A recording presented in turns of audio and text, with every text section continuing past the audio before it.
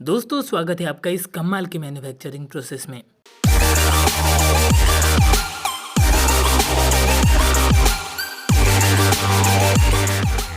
Machine के mechanical part बिल्कुल सही तरह से घूम रहे हैं इस चेन।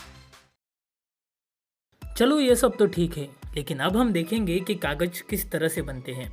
और कागज बनाने के लिए सबसे इम्पोर्टेंट होते हैं पेड़। और आप लोग ये देख सकते हो कि ये मशीन किस तरह इन पेड़ों की हार्वेस्टिंग कर रही है।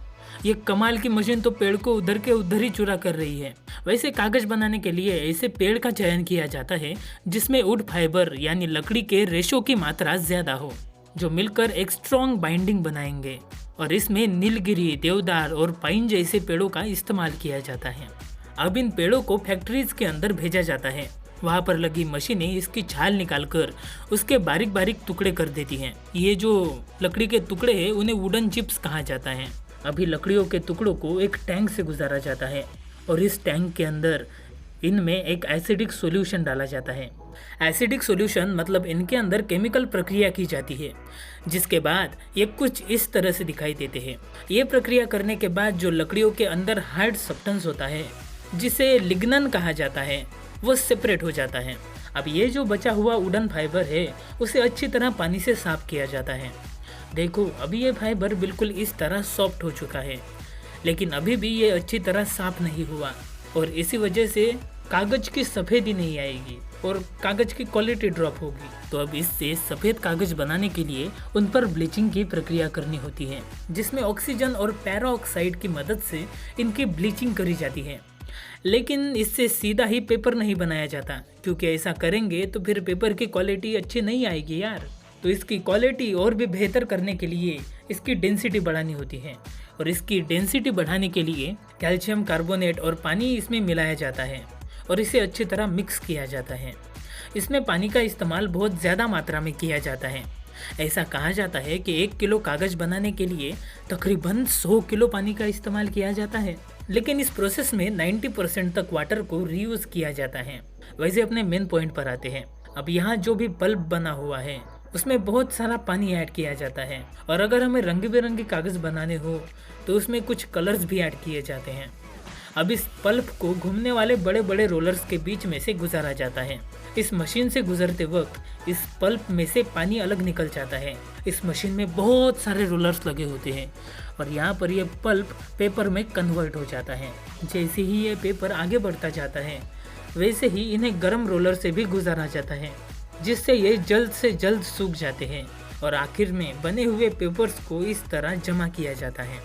अभी जो भी साइज़ का पेपर चाहिए बस उस साइज़ को बनाने के लिए इसे कटर मशीन में डालना होता है और बाद में ये कटर मशीन अपने आप ही साइज़ के अकॉर्डिंग इन पेपर्स को काट देती है और बस काम ख़त्म। तो दोस्तों इस तरह से बनता है पेपर। अब पेपर की बात कर ही रहे हैं तो पेंसिल की भी बात कर ही लेते हैं। आइए सुकून से बैठ जाइए, हम लोग देखेंगे कि पेंसिल किस तरह बनाई जाती है। बचपन में जब भी मैं पेंसिल को देखता था तो मेरी प्यारी सी आंखों में एक प्यारा सा सवाल आता था कि पेंसिल के अंदर लीड को आखिर किस तरह डाला जाता होगा। चलो मेरे साथ आप लोगों को भी इसका जवाब मिल जाएगा।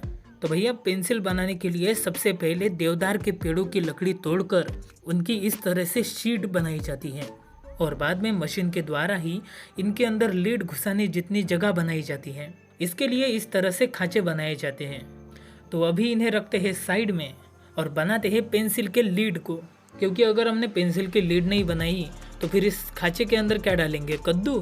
तो यहाँ शुरू होता है लीड बनाने का प्रोसेस और इसे बनाने के लिए सबसे पहले ग्रेफाइट, मिट्टी और पानी को एक साथ मिलाकर उन्हें मिक्स किया जाता है और जो भी मिक्सचर बनता है उन्हें फुल प्रेशर के साथ एक मशीन से गुजारा जाता है, जिससे इस तरह की लीड बन जाती है।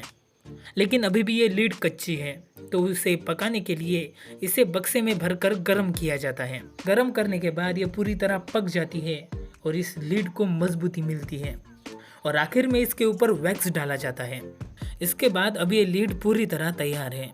अब पहले हमने जो लकड़ियों के खांचे बनाए थे उन पर मशीन की मदद से ग्लू लगाया जाता है और बाद में उनके ऊपर मशीन की मदद से लीड को डाला जाता है, जिसके बाद उसी तरह के एक और वुडन शीट को इनके ऊपर रखा जाता है और अब इन शीट्स को एक के ऊपर एक रखकर इन्हें कंप्रेस कर देने वाली मशीन के अंदर रखा जाता है। ये मशीन क्या करती है, ये मशीन जितनी भी पेंसिल की शीट है उन्हें अच्छी तरह हाइड्रोलिक से दबाती है और अच्छी तरह हाइड्रोलिक से दबने के बाद जो पेंसिल की शीट्स है वो एक दूसरे से बहुत अच्छी तरह जुड़ जाती है। और फाइनली अब बारी आ गई है इन लकड़ियों के शीट्स को पेंसिल में बदलने की। और ऐसा करने के लिए इन्हें कटर मशीन में डाला जाता है और यह मशीन इस काम को बड़ी अच्छी तरह कर देती है। यह मशीन इन लकड़ियों के शीट को बीच में से काट देती है और बाद में इस पेंसिल को आकार देने के लिए इन्हें इस तरह के पॉलिशिंग मशीन में डाला जाता है जो पेंसिल को एक समान आकार देता है। आखिर में इस तरह के कलर के बॉक्स लगे होते हैं जिन्हें कलरिंग हेड कहते हैं और जब इसके नोजल से पेंसिल को गुजारा जाता है तब ये पेंसिल को पूरी तरह कलर कर देता है और इस प्रोसेस के बाद पेंसिल पर स्टैंप लगाई जाती है। दोस्तों पेंसिल पूरी तरह तैयार है। अब ये है एक कमाल की मशीन जो पेंसिल को शार्प कर रही है। पेंसिल के साथ उसके सच्चे दोस्त की बात करते हैं जो उसका हर लिखा हुआ मिटाने के लिए हमारे काम आता है और इसे हमारे भाषा में इरेजर कहते हैं।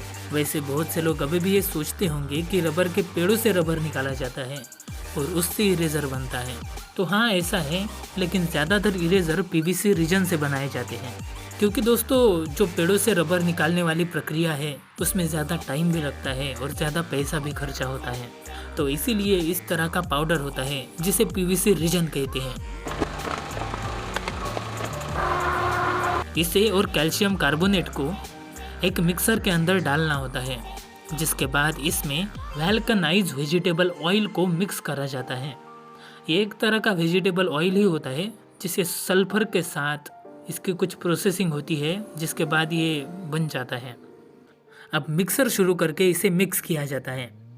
मिक्स करते करते ये मिक्सचर धीरे धीरे चिपचिपा और पतला होता रहता है और इसमें थोड़ा सा पानी मिलाकर इसे फिर से पतला किया जाता है।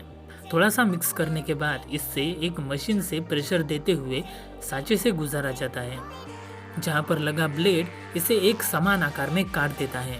आखिर में उसे इस मशीन में डाला जाता है और ये मशीन इन सभी छोटे छोटे रबर के टुकड़ों को गर्म करके प्रेस करती रहती है और आखिर में कुछ इस तरह से रबर इस मशीन के बाहर निकलता है जिसे ठंडा करके इस कटिंग मशीन के जरिए एक समान आकार में काटा जाता है।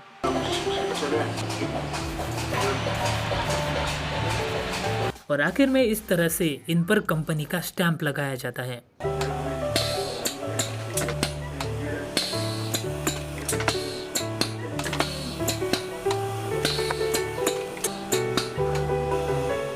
दोस्तों ये मशीन देखिए किस तरह से कैन को पिचका रही है। इससे हम लोग कई सारे कैंस को एक साथ डस्टबिन में जमा कर सकते हैं और ऐसा करने से कैन को जमा करने में जगह भी कम लगेगी। इस कमाल की मशीन को देखिए जो लकड़ी को काटकर उसे आकार दे रही है। इस मशीन को पूरी तरह कंप्यूटर से ही ऑपरेट किया जाता है। एक बार डिज़ाइन सेट करने के बाद ये अपने आप ही उसे बनाती है।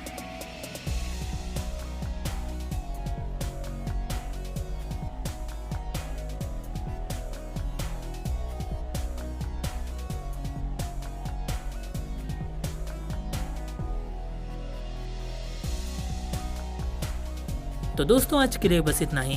मैं आपसे वापस मिलूंगा एक अगली अनोखी वीडियो में। तब तक के लिए एंड स्क्रीन पर आने वाली इन मज़ेदार वीडियोस को ज़रूर देखिए।